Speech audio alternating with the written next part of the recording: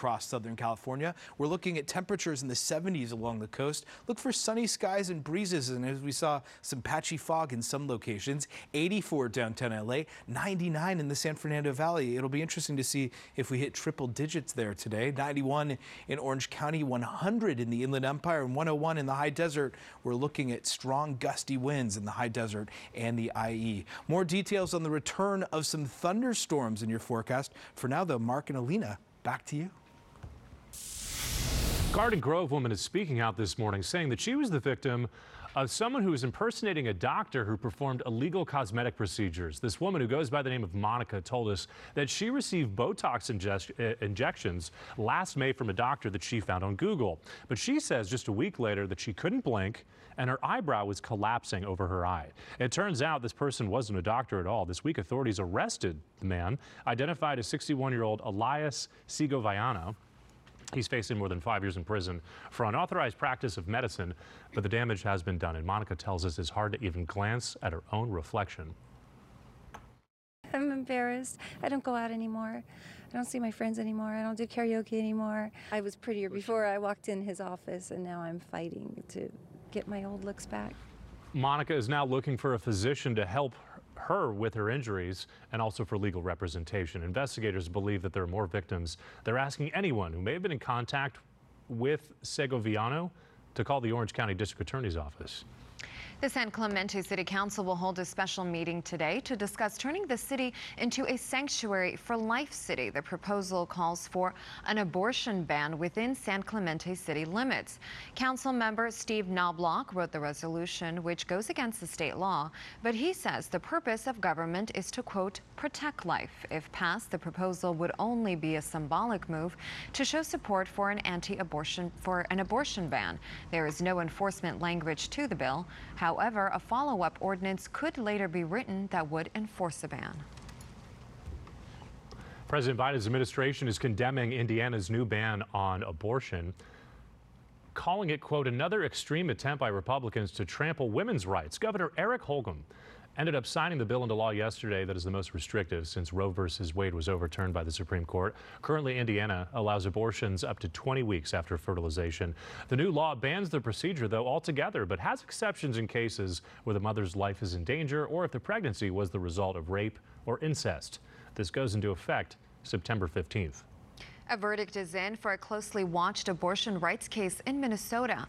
A jury found that a pharmacist who refused to fill a woman's prescription for emergency contraception did not discriminate, but plaintiff Andrea Anderson was given a $25,000 award for emotional harm. Anderson sued in 2019, saying the pharmacist George Badeau discriminated because he told her that filling the prescription would go against his beliefs.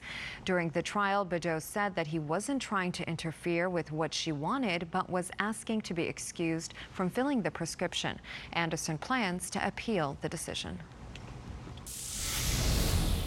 All right, we tell you to check out this vibrant new mural the next time that you're near the corner of Hollywood and Vine. It's a mural that pays tribute to Hollywood legends, including people like Sidney Poitier and also Judy Garland, just among others, but it also includes stars that symbolize the city's gritty and underground sides. And you don't have to look too hard to notice nods to LA as a center for civil rights, gay activism, skateboard graffiti, street culture, and a whole lot more. And we're going back to the future. There is an expo in Hollywood this morning, and it's celebrating the iconic movie series. Ktla Dt.'s Megan Tellis. Megan, great Scott, what do you have for us at this hour? Alma, check your batteries. I say that, I know that's from Sister Act, because did you know that right here, Hollywood United Methodist Church, it's nearly 100 years old, and some parts of the church have starred in films like Sister Act and like Back to the Future. Take a look around me right now. It's gorgeous out here in the courtyard. I'm bringing you over to Melissa because we see right here, Enchantment Under the Sea. This was the dance scene that was filmed here in the original Back to the Future 1985. Let's look at the video now, so in case people didn't see it last hour, what do you want people to know and what's coming up in November?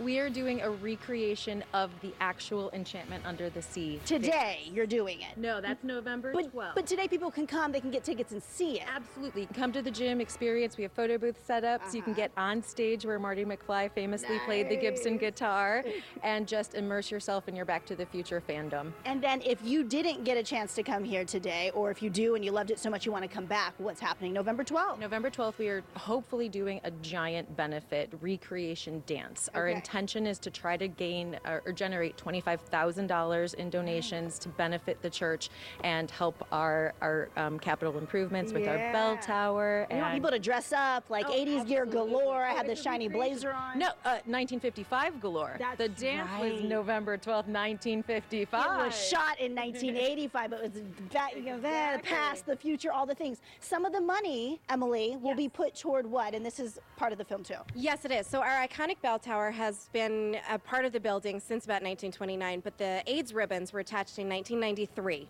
And there's a very famous part of the film in the beginning, right by Welcome to Hill Valley sign, where Michael J. Fox is given a sheet of paper that says Save the Clock Tower. So we created our own little thing, which is Save Our Bell Tower. Which is nearly 100 years old, and you guys need to restore it a bit. Exactly. And so I actually took everything that was actually written on the original piece and have recreated it here with just a few little tweaks.